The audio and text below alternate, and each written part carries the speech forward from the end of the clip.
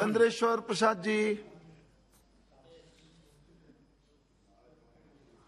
धन्यवाद अध्यक्ष महोदय। रेल मंत्रालय के तहत अनुदान की मांगों पर इस चर्चा में मैं अपनी पार्टी जदयू की तरफ से पूरा समर्थन देने के लिए खड़ा हुआ हूं। इस बार रेल मंत्रालय को साल 2022 के लिए बजट में 1,40,367 करोड़ रुपए आवंटित किए गए हैं, जिससे रेलवे द्वारा की गई नई योजनाओं का संचालन बहुत ही बेहतर तरीके से पूरा हो सकेगा। हालांकि और भी अगर बजट का आवंटन बढ़ा दिया जाता तो निश्चित रूप से और भी देश में जो इंफ्रास्ट्रक्चर है रेलवे का वो और बढ़ता। देश की आज़ादी के बाद यह एक ऐसा बजट है जिसमें रेलवे के इंफ्रास्ट्रक्चर पर विशेष जोर दिया गया है। एक दशक से भी कम समय में 24,000 किलोमीटर रेल मार्गों का विद्युतीकरण किया गया है। यह एक बड़ी उपलब्धि है।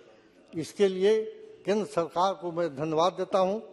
मैं कहना चाहता हूं कि रेलवे के लिए लाया गया यह बजट रेलवे को कई नई गति प्रदान करेगा और भारतीय रेल दुनिया की विकसित देशों के रेल की तरह तेज रफ्तार से दौड़ेगी। रेलवे ने इस नए बजट में विकास की एक नई रेखा खींची है और जो ब्लूप्रिंट तैयार किया गया है वह भविष्य में सुखद यात्रा कराने वाला है। मैं प्रधानमंत्री जी और वित्त मंत्री जी और रेल मंत्री जी के कुशल कार्यशैली और प्रयास की प्रशंसा करता हूं। इस अवसर पर मैं एक बात कहना चाहता हूं आदरणीय मंत्री जी से कि बहुत सारे सांसद मंत्री जी के पास पत्र लिखते हैं, आग्रह करते हैं। हम एक आग्रह करेंगे कि अगर जो महत्वपूर्ण मुद्दे उठाए जाते हैं या मांग की जाती है उस पर ध्यान देने की जरूरत है।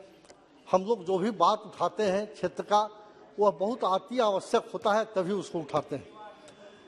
अध्यक्ष महोदय, बेरोजगारी और पिछड़ापन एक दूसरे से जुड़े हुए बिहार सहित इस देश का पिछड़ा समाज, चाहे वह ओबीसी, एससी, एसटी हो, सभी को संविधान में सरकारी नौकरियों में रोजगार प्राप्त करने की गारंटी दी गई है। उन्हें रिजर्वेशन दिया गया ताकि उनका आर्थिक विकास व शैक्षणिक विकास हो, परंतु कुछ वर्षों से यह देखा जा रहा है कि साल दर साल नौकरियों की संख्या रेलवे सहित सभी मंत्रालयों में घटती जा रही है। इसका सबसे बुरा असर एससी, एसटी एवं ओबीसी के वर्ग पर पड़ रहा है। महोदय, रेलवे के वैकेंसी को भरा नहीं जा रहा है। अब वैकेंसी ही नहीं भरा जाएगा तो लोगों को नौकरी कैसे मिलेगी और पिछड़े वर्ग को रिजर्वेशन का लाभ कैसे प्राप्त हो, इसका हल आवश्यक है। अब मैं अपने क्षेत्र जहानाबाद बिहार से मैं आता हूं तो अपने क्षेत्र की समस्याओं के बारे में कुछ बातें रखना चाहता हूं।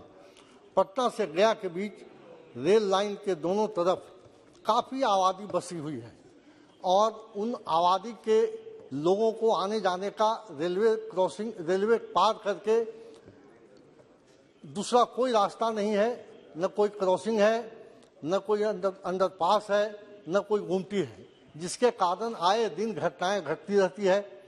और उस कारण को देखते हुए रेलवे ने बहुत अच्छा निर्णय लिया, उन सभी अनऑथराइज्ड क्रॉसिंगों को बंद कर दिया। लेकिन मेरा एक मूल प्रश्न है मंत्री जी से कि एक बहुत बड़ी आबादी पटना से गया तक जो बसा हुआ है, उसको आने जाने का रास्ता तो सरकार को देना होगा, उसकी व्यवस्था तो सरकार ही को करनी होगी। फिर आखिर वो लोग कैसे आए जाएंगे? तो हम मांग करते हैं मंत्री जी से कि उसके लिए या तो अंडरपास या फ्लाईओवर का निर्माण कराएं, जिससे कि उस बड़ी आबादी का समस्या का समाधान हो सके। आए दिन धरना प्रदर्शन और तरह तरह की घटनाएं घटती रहती है। इसलिए मंत्री जी से हम आग्रह करते हैं कि इस पर विशेष ध्यान देने की जरूरत। बहुत सारे अनऑथराइज्ड क्रॉसिंग था जो बंद कर दिया गया है, वह बहुत अच्छी बात है, बंद कर दिया गया है। इस बीच मैं माननीय मंत्री जी से कहना चाहता हूं, रेलवे विभाग को रेल ओवरब्रिज अंडरपास निर्माण कर अन्य तरीके से ग्रामीणों को रेल लाइन इस पार या उस पार आने जाने की व्यवस्था करनी चाहिए। जहानाबाद गया रूट पर कोरोना काल में बहुत सारे स्टेशनों पर ट्रेनों का आवागमन बंद कर दिया गया था। अब कोरोना खत्म हो गया है, कुछ ट्रेनें शुरू हुई हैं, लेकिन बहुत सारी ट्रेनें अभी भी बंद हैं।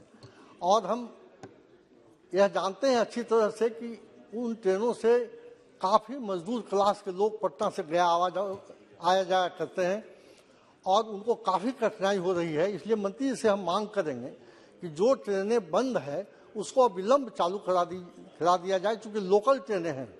और इसके साथ ही एक चीज़ और हम मांग करते हैं कि उन ट्रेनों का किराया सुपर चार्ज के साथ बहुत ही ज़्यादा चार्ज लग रहा है किराया का, उसको अपने स्तर से ध्यान दे करके उस किराया को पहले के जैसा करा दिया जाए, जिससे कि लोगों को आर्थिक बोझ नहीं पड़े। महोदय, पटना गया जंक्शन से पटना जंक्शन के लिए भाया जहानाबाद होते हुए एक भी ट्रेन रात में नहीं चलती है। पहले चलती थी, लेकिन अभी गया से पटना के लिए रात में 9 बजे के बाद कोई ट्रेन नहीं है। तो हम आग्रह करेंगे कि ये ट्रेन जो पहले चलती थी उसको फिर से चालू करा दिया जाए। इसके साथ ही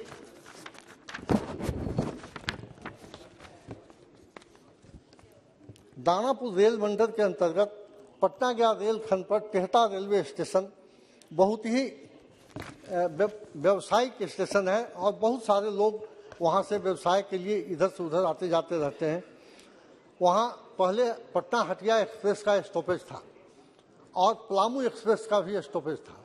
वो दोनों स्टॉपेज बंद कर दिया गया है। वहाँ हम मांग करते हैं मंत्री जी से कि उन दोनों जो स्टॉपेज को बंद किया गया है उसको आदेश दिया जाए कि अविलंब उसको चालू कर दिया जाए। Hatia Patna express, Palamu Patna express.